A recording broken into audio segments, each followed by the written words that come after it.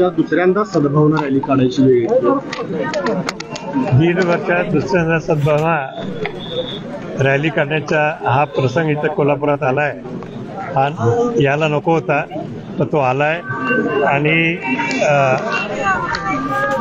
याच्यावरूनच आपल्याला लक्षात येतंय की इथलं वातावरण जे समतेचं वातावरण आहे, सगळ्यांना एकत्र ठेवण्याचं वातावरण आहे, हे मुद्दामून बिघडवायचा प्रयत्न निश्चित चालू आहे. खरं तर विशाळगडावर इंडिया आघाडीने त्या ठिकाणी मदत केली, मात्र इंडिया आघाडीने केलेली मदत ही ढोंगीपणाची मदत होती अशा पद्धतीचाही आरोप त्या ठिकाणी विरोधकांनी होता. कुठल्या पद्धतीने इंडिया आघाडीने जी मदत केली त्या ठिकाणी ती ढोंगीपणाची मदत होती अशा पद्धतीचा आरोप. ढोंगीपणाचा का प्रश्न येतच नाही. मदत म्हणजे मदतच आहे, कमी आहे किंवा जास्त आहे, पण मनापासून जेव्हा वाटतंय आपल्याला मदत करावी तेव्हा आपण जाऊन मदत करतोय.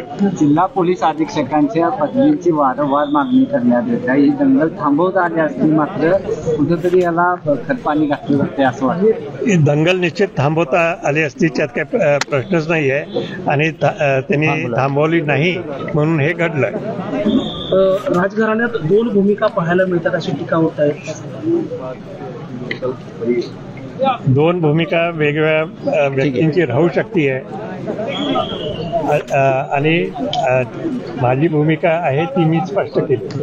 महाराज, गजापूरला तुम्ही ज्या वेळेला महिलांच्या व्यथा ऐकून घेत होता, त्यांच्या कानातलं काढून घेतलं असं सांगत असताना तुम्ही बंटी पाटलांना दोन्ही कानाला हात लावून सांगत होता की बंटी यांच्या कानातलं पण काढून घेतले. मात्र विरोधकांच्याकडून तुम्ही त्या मुस्लिम समाजाची माफी मागायला लागला असं व्हिडिओ व्हायरल झालेला आहे, काय सांगाल? तो चुकीचा आहे.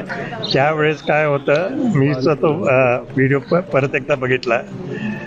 तिथं काय चालू होतं, सगळ्या बायकांचं आणि पुरुषांचं जोरजोरात बोलणं चालू होतं, ऐकू येत नव्हतं काही. तेव्हा मी बरोबर ऐकण्याच्या दृष्टीकोनातून तर असं केलं, हात वर केले. तुम्ही कानाला हात लावून माफी मागताय असा त्यांनी अर्थ घेतला.